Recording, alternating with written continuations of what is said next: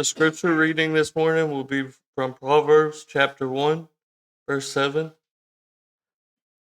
The fear of the Lord is the beginning of knowledge. Fools despise wisdom and instruction.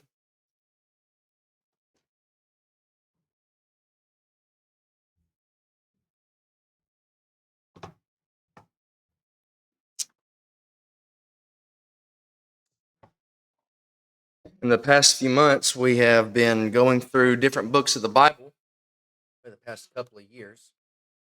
And we've finished a few books and started a few others.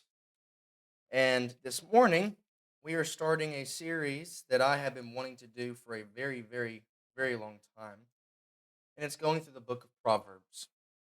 And Proverbs is a very interesting book in approaching in a expository way. What I mean by that is going verse by verse, because unlike many other books, Proverbs is more of a topical approach. And what I mean by that is this: in the book of Proverbs, you've got tons of topics that King Solomon and a few other proverb writers would pin down.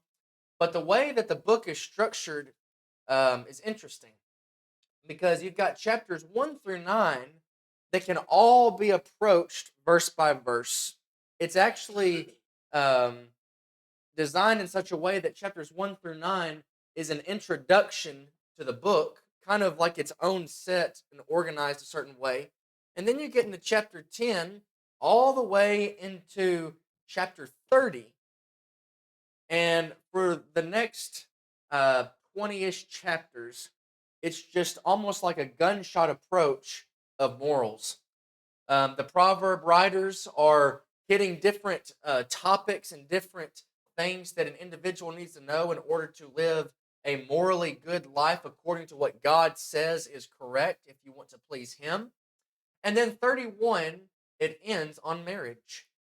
It talks about the decisions that a king needs to have when he finds a spouse. The first 9 verses or so of chapter 31 is about King Lemuel himself. The whole chapter is really his mother giving him advice on how to find a good woman. And the first 9 verses, his mom tells him, you need to act this way in order to find a godly wife and in order to be a good ruler over your kingdom and your household. Verses 10 through 31 of the last chapter, she says to his son, this is the kind of woman you want to look for in order to be a successful man and a successful king, and in order to bring glory to you. When you look at the book of Proverbs, the word itself, proverb, good actions, the book is about good actions that God expects all of mankind to have.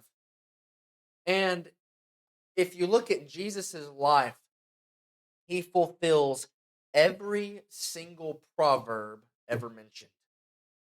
As a godly man, Joseph would definitely make sure that his children would hear the Psalms and the prophets, that they would be equipped and have understanding of the Messiah, as well as teaching them the Proverbs so that they may know how to conduct themselves before the Lord. In the book of Proverbs, you have a theme of 3 main ideas. You've got knowledge, you've got wisdom, and you've got prudence. These 3 one needs to have in order to be successful in their godly life, in approaching God's law, if you will. And of course, there's many other things that we already mentioned. It's a topical approach to a book. You've got the wicked, you've got the righteous, you've got the foolish, and you've got the wise. You've got the virtuous woman, and you've got the sexually immoral woman, the loose woman, strange, as the Bible says. You've got things concerning how to treat your neighbor, how to treat even your animals, how anything in life that is practical. Proverbs talks about it. And it's fascinating how Jesus fulfills every single one of them. He had knowledge, he had wisdom, and he had prudence. Here's a in understanding those three concepts, I kind of struggle because it seems like at least two out of the three, maybe even all three of them, sound very similar. What's the difference between the three? Well, here's a good illustration to show the difference between the three because all three of them are, in fact, different. There is a story of three men. One of them, or all three of them, had interest in farming. And somebody came up to these three men who were sitting on a bench and they said, "Hey, would you be able to help me grow some vegetables this year?" And the one man said, "Oh yeah, I know all about growing vegetables." And so he just simply made the announcement that I know vegetables. Okay, what can you tell me? Oh, I just know them. I don't. That's all that I have is just knowledge about it. Okay. Well, then the other person moved on to the second individual. Can you help me grow some vegetables? Not only can I tell you that I know stuff about vegetables, but I know how to grow vegetables. I can tell you every single vegetable there is. I can tell you what seeds there are. I can tell you what kind of soil you need. I can tell you everything about vegetables. And they said, "Well, great. Can you please come help me do it?" Well, I'm probably going to have to wait on that. He only had wisdom. Then he comes to the third individual. "Can you help me grow some vegetables?" Well, this person said, "Not only do I know vegetables and what they are, not only do I know how to do it and tell you what kind of seeds there are and what kind of soil, I will go help you plant." That's prudence. Knowledge is simply knowing something. Wisdom is knowing how to do it, and prudence is actually putting it into action. One needs to have all three in order to be successful in planting the seed of God, which is the Bible. Now, chapter 1 is an introduction to the entire book. Wait a minute, you said chapters 1 through 9 is an introduction. Well, to confuse you even more, chapter 1 is an introduction to an introduction. Okay, so here's an outline of chapter 1. Verses 1 through 7, you have the origin of knowledge. The origin of knowledge. Where did knowledge come from? If we got to know something and know how to use it and actually put it into practice, we first have to know where did this come from to begin with. You got the origin of knowledge, verses 1 through 7. Then you have the heeding of prudence. The heeding of prudence. Take heed that you do these things, Solomon would say, verses 8 through 19. 8 through 19, the heeding of prudence. And then finally, he would conclude this chapter with the call of wisdom. The call of wisdom, verses 20 through 33. And I'll give you a chapter heading for this, if you will, because again, this is going to be a sermon series. So each title is going to be very similar. Chapter 1 is about the knowledge, the prudence, and wisdom of God. The knowledge, the prudence, and wisdom of God. Solomon lays the foundation of what these three things are in chapter 1. And then in chapters 2, really through the end of the book, is an explanation and visual of these things being put into practice. Now, look at verses 1 through 7 with me.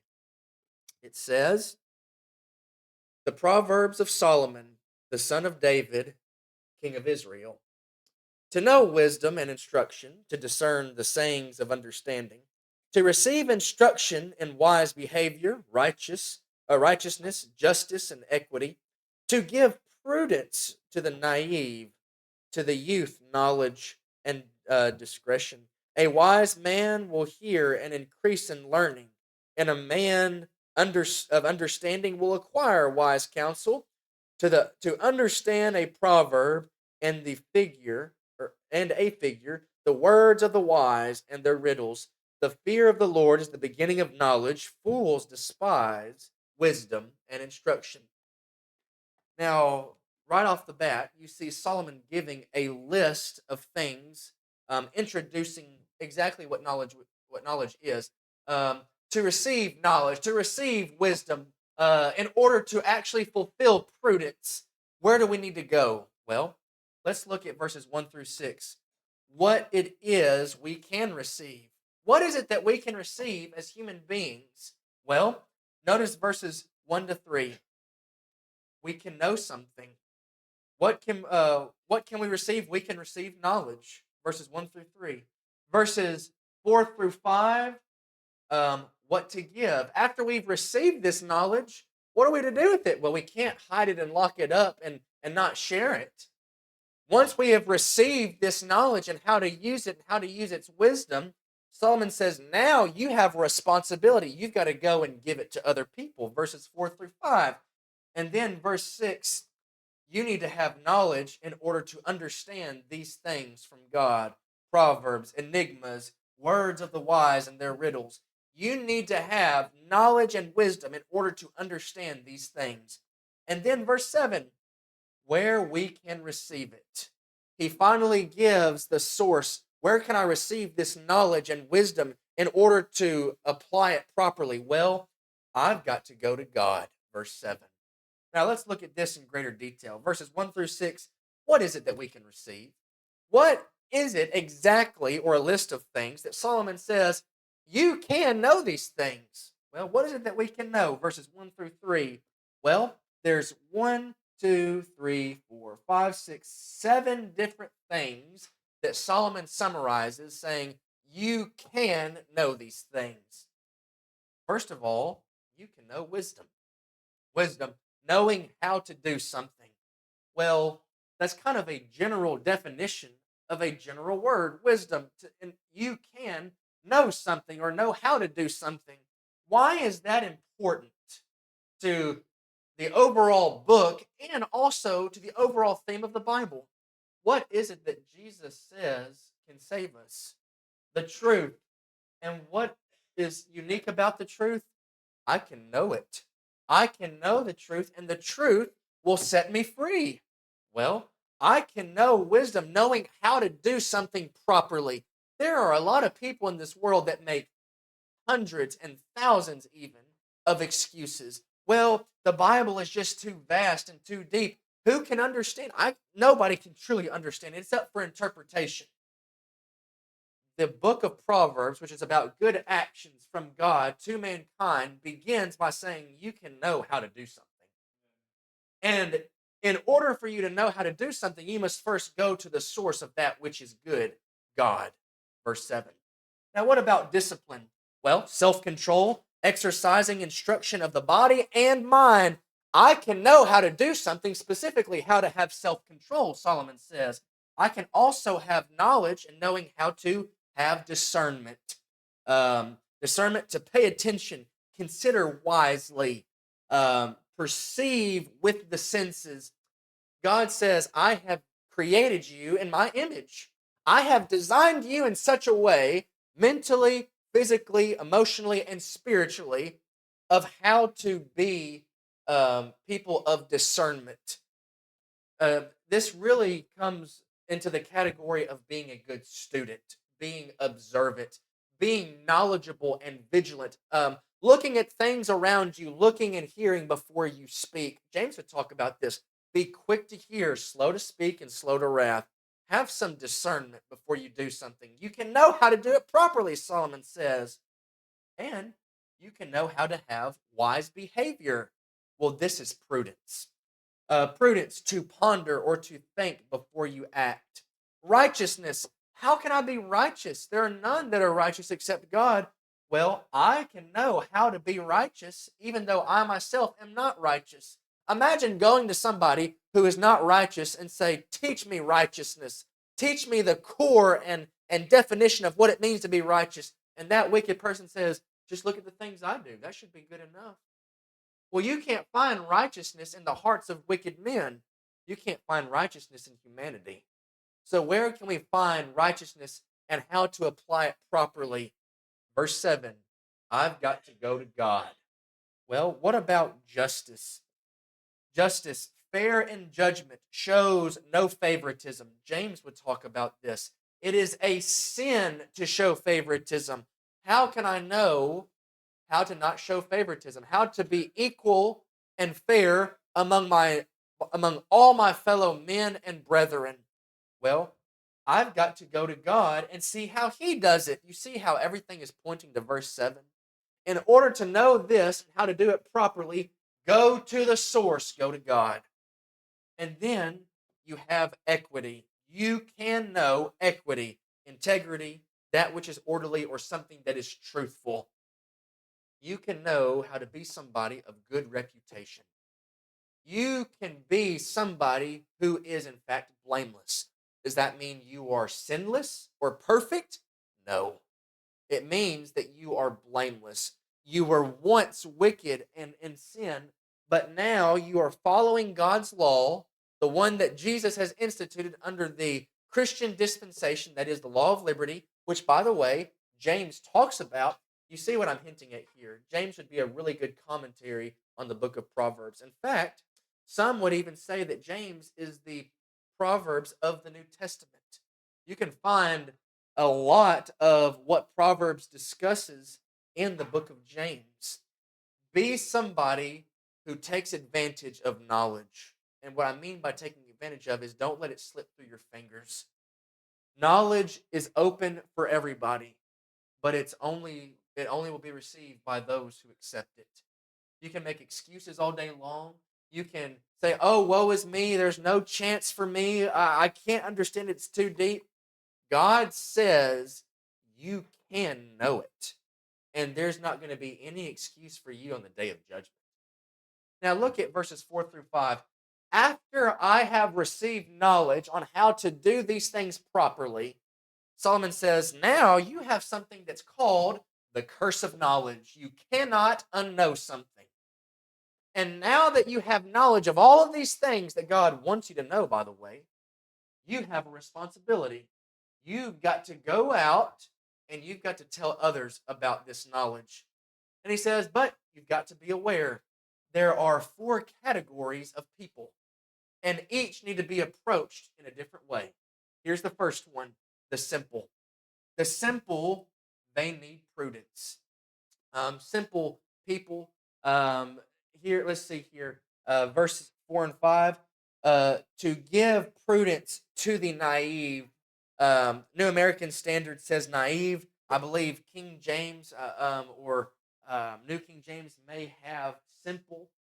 The idea here is one who almost is young, that doesn't really have a lot of knowledge. Give them knowledge, but not just give them knowledge, give them prudence, give them something to do. That sounds like really good advice, Solomon. Get our youth to be involved and do something. Don't just teach them and then put them on the sideline. Well, what if they don't know how to do anything? We can't get them out there doing something. They might embarrass us. They might embarrass themselves. How are they going to learn if they don't do it? Give them prudence. Make our youth active. Well, what about the next? Youth. Once again, youth. Knowledge and direction. Notice what it says. To the youth, specifically to the youth, give them knowledge and, discretion. So not only do you need to give those who are naive or simple, give them prudence, get them active. And that's not specifically talking about youth. That's a general category. Youth do fall under it. They need something to do along with those who perhaps are older but aren't doing anything. There's an old saying. Us as Christians, we as Christians need to comfort the afflicted and afflict the comforted. Now, what does that mean? Well, if you see somebody that is down and discouraged, comfort them. If you see somebody that's a little too comfortable in the pew, guess what you got to do? You got to be like Shamgar and get that ox goad and get them to work. Oh, come on, get to work. Don't just be sitting around. Don't be naive. Don't be simple-minded. Get to work. Do something. Now, he says, now let's specifically talk about the youth. They need knowledge and discretion. Well, have you seen the youth today? And let me rephrase that. The youth in our culture today. I'm not talking about those that are under this roof. I'm talking about those in the world. Well, a lot of that may come from perhaps a lack of discretion and knowledge from past generations. Well, hang on a minute. I was about to amen you saying that youth, they don't, they're over here being wild, but now you're saying it's my fault, the older generation. Both generations have a part to play. It's not an excuse for the youth to say, well, they didn't teach me, so I can just do whatever I want. And it's not an excuse for the older to say, well, they're just youth. That's just how they are. If that's the attitude of both generations, you know what's going to happen to our country? The book of Judges. Look at the book of Judges. Joshua and the elders, which we're going to talk about this evening, by the way. The Joshua and the elders, that generation was faithful. Then there came another generation that was faithful, but then there arose a generation who knew what? They knew not God. They didn't have knowledge. They didn't have discretion. Well, what happened to that generation? They became wicked. If they do not have knowledge of who God is and where knowledge even comes from, don't be surprised if the next generation falls into the hands of the Philistines or the Moabites or the Ammonites. Now, what about this third category of people? Wise men. Wise men, what are we to do with them? To hear and increase in our learning. Some of y'all already know what I'm fixing to say. Excel still more. Well, wait a minute, preacher. Silly preacher. I've been reading my Bible longer than you've been alive, which hasn't been very long at all, by the way. I've been reading my Bible twice as long as you've been alive, 3 times as long as you've been alive. Wow. How about a 4th time? What about a 5th time, 6th time? Well, once I hit 7, that's a perfect number. I know everything. If you think that you know everything about God, you are in deep trouble. Because there are some things that only belong to God that are secret. You don't know everything about God. I don't know everything about God. But the things that have been revealed to us, they are for us and what? Our children. To teach them these things and to excel still more in our knowledge. Notice what it says in verse 5. A wise man will hear and increase in learning, and a man of understanding will acquire wise counsel. If you truly are wise, you will say there is more that must be learned. Socrates once said, I know more than you because I admit that I know nothing. There are some people in his day and age that claimed, I know everything there is to know. And Socrates says, we don't know anything. And because I admit that I don't know anything, that means that there's way more to learn. And you have stunted your growth in your learning. Therefore, I know more than you. When a Christian says, I have all wisdom or I know everything, well, guess what? You fall into the category of people that truly don't know much. But if you claim to know nothing, then you have opened up a door to learn so much more. Be wise and understanding and acquire wise counsel and increase in your learning. And then there's another category. It says, let's see here, verse 6. To understand a proverb and a figure, the words of the wise and their riddles. It isn't really another category of people per se, but it is saying with these categories of people and the knowledge of which you can know, these are things that you must understand when you increase in your learning. You see the flow of the text. Here's some things you can know. Once you receive the knowledge, you need to go out and approach these people. And once you approach these people and have increased in your knowledge, you can then understand these things. Now, just for your notes, because I am passing over these things pretty quickly, the 4th category itself is the one of understanding. You've got the simple, the youth, the wise, and the understanding. The wise men hear and increase in learning, and understanding, that's the 4th category, to acquire guidance. Now, once they have acquired guidance, notice verse 6. He says, once you know something and you give it to other people, you can start understanding things. You can understand proverbs, you can understand enigmas, and you can understand words of the wise and their riddles. What does that mean? Well, if you're asking the question, we, including myself, because I asked that question, what does that mean? Well, I might need to go back to steps 1 and 2 in order to then understand step 3. What are the proverbs? What are the enigmas? What are the words of the wise and their riddles? Well, let's read verse 6. To understand a proverb and a figure, or the enigmas, the figure here, the words of the wise and their riddles. A proverb, we kind of already defined it. It is a good action. Pro, good, for, verb, action. The book of Proverbs is a book of good actions. How can I understand it? Well, I have to first comprehend what it means to have knowledge and where it comes from. It comes from God. What about these enigmas or figures, if you will? It's elusive expression or poetic sayings in the Hebrew here. Um, Psalms might fall into this category. The poetic sayings, elusive expression. Psalms is not very literal. It is elusive expressions. It's full of emotion. It's poetry. But then you have a third category, words of the wise and their riddles. Think of allegories or lessons taught indirectly, kind of like parables. Okay. So essentially, to understand Proverbs, Psalms, and parables, I have to know where knowledge comes from and how to use it properly. So essentially, how to understand the Bible, I have to know what it means to have knowledge and where the knowledge comes from. Look at verse 7. 7 answers the question. Where can we receive it then? Where can I receive this knowledge? Well, it comes from God. You know, if you're only reading verses 1 through 6 of somebody from the world, maybe somebody that holds grudges, somebody that's bitter or hard hearted, everybody wants to have a knowledge of verses 1 through 6. Everybody. In fact, they'll go to mountaintops, they'll go to gurus, they'll go to the bottom of a bottle, they'll go to money, they'll go to women, they'll go to men, they'll go to all kinds of things to find verses 1 through 6. But the Bible says you can't find these things anywhere else except in verse 7. The fear of the Lord is the beginning of what?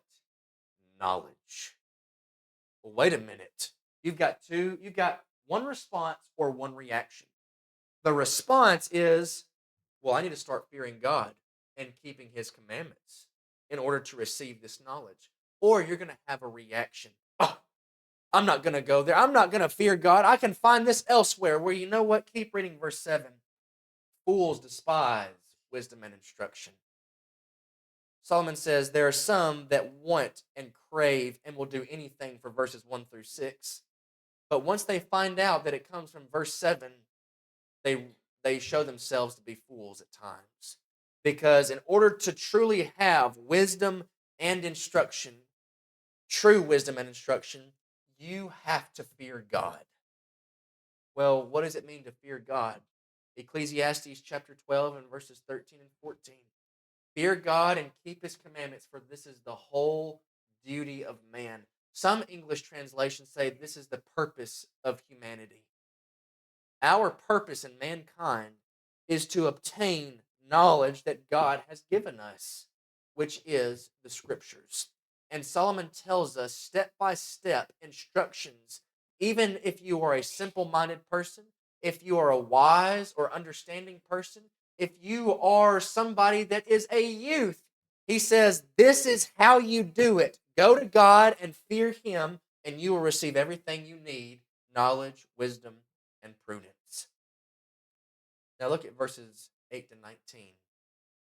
The heeding of prudence. The heeding of prudence. This is what we're going to do, because I want to be able to do justice to this chapter. I don't want to rush through it. We'll stop here. As much as I would love to keep eating spiritually, I know that there is a potluck of physical food waiting for us, so we're going to put a pin here. How can one receive knowledge, wisdom, and instruction? You know, perhaps you are somebody that only has knowledge. You are aware of the Bible. You are aware of Jesus the Christ, but you don't really know what to do with him or the Bible. Well, let me tell you, having knowledge without wisdom and prudence is useless. But you know what? Having knowledge and wisdom without prudence is also useless, because I can know what it is, I can know what to do, but then not do anything with it. What good is that going to do me? Well, I'll tell you what good it does. It does no good. All it does is it is something that God is going to look at you and say, "Why did you squander this?" Solomon was the wisest man that walked this planet because, besides Jesus Christ, of course, because God gave him that wisdom. But you know what it doesn't say about Solomon? He was the most prudent man to walk the face of this planet. You can have knowledge and you can have wisdom, but you can still turn out wicked at times, like Solomon was throughout his life. He married tons of women. He had tons of parties. If what's something that's interesting, and it would be good to do in the book of Proverbs, as you're going through the book of Proverbs, do a psychology study on people in the Bible. Something that I've done, and this is with the help of other people who have actually gone through schools and gotten degrees in psychology, they would say that if you look at people like Saul, um, Saul was somebody that was had paranoia, and he was also someone that was bipolar because of just his actions. David was somebody that had depression. He's somebody that faced depression all the time. Solomon was an addict. He was somebody that if he wanted something, he didn't have any self control. He'd just go do it. And he would fulfill those desires, and he fulfilled all the desires. And you know what happened to Solomon? I hope and pray that Ecclesiastes chapter 12 was the last thing we hear about him. Because an addict who fulfilled all desire said, I had all knowledge and all wisdom that God gave me, and I squandered it because I didn't have prudence. So, the end of the matter, all has been heard. Fear God and keep his commandments, for this is the whole duty of man. Solomon says, don't do what I did. Don't squander knowledge. Don't don't abuse wisdom. Go to God and fear him and receive the knowledge. And do not be a fool who despises wisdom and instruction. Maybe you are one of those two categories, one who only has knowledge or one who only has wisdom, but you don't have prudence. Maybe you fall into a third category, somebody of the foolish category, the foolish man, one who looks at God and says, I don't need this. In fact, not only does a fool despise wisdom and instruction, a fool says in his heart, there is no God. Whereas the psalmist would say, thy word hath I hid in my heart that I might not sin against thee. What is he hiding in his heart? Preserving, keeping in so that he may not sin. He's preserving knowledge and wisdom of God. But in order that he may not sin, he's got to have prudence. Maybe you fall into one of these three categories. Maybe you are a Christian that has fallen away. You've lost your prudence. Maybe you are a foolish man or a foolish woman and you have not received the gospel, but you want to become wise in your understanding and be prudent by putting on Christ in baptism and being obedient to his commandments, loving him. John 14:15. Whatever the case may be, I beg and plead that you come now as together we stand and as we sing.